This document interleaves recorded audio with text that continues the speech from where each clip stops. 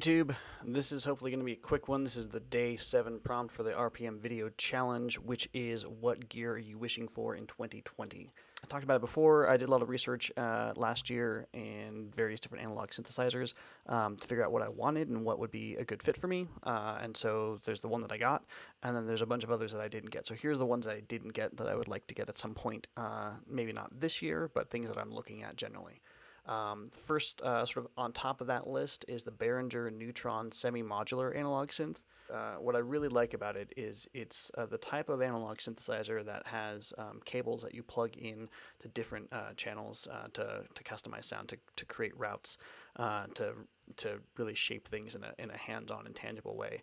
And I worked with a very old analog synthesizer when I was in college that was the same sort of thing. It was one of the original ones that was like this. So again, getting back into the sort of tactile space of creating sounds with a hands-on approach as opposed to like tweaking like settings in a piece of software really appeals to me. So being able to do that in a tangible physical way is something I'm really looking to do, and that's probably the next thing that's on my list.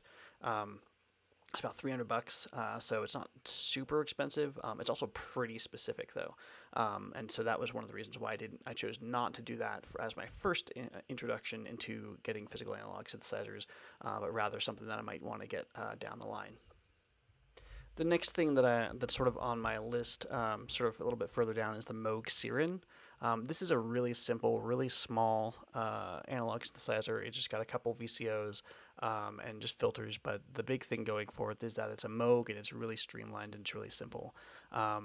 Really, it's the Moog name that appeals to me, and having something that is, I mean, when it's Moog or when it's Korg or when it's it has one of those names that has been around for 50 years, it's really good quality, and that's one of the things that I like. It also got really good reviews when I was reading about it, so it's something that looks pretty cool that I might want to get at some point in the future.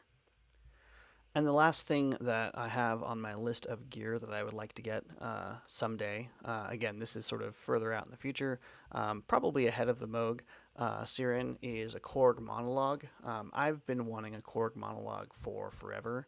The Korg monologue is basically like a smaller version of the standard Korg analog synthesizer with the keyboard and then the panel with various controls to modulate the sounds and things. And so I'm attracted to the fact that it's actually like it's got a keyboard attached to it. I feel like I'd probably end up using that quite a bit more than like my sort of full length crappy Radio Shack keyboard that I use for MIDI controls, because a lot of the stuff that I would be doing is just be one-handed anyway.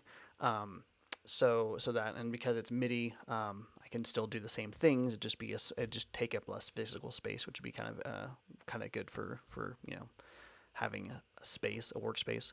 And again, like similar with the Moogs, it's the Korg name. Like when it's a Korg, it's going to be high quality, and they've been around for forever and making the best stuff in the industry. So that's something that I'm really interested in as well. That's the gear that I'm looking forward to at some point someday getting. Again, I probably won't get any of these things in 2020, certainly not the Moogs or the Korg, but I would maybe like to put the Behringer on the list for something that I might actually get. I will put an honorable mention out. I did mention this in an earlier video, but the Orbi, it's not something that I mean, obviously I wanted to get it because I did get it. I won't be getting it until next month, but that's a thing that I will be getting, and looking forward to playing around with that as well. I'm not going to go into that into detail because I already talked about that in an earlier video. That's it for today, and thanks for watching.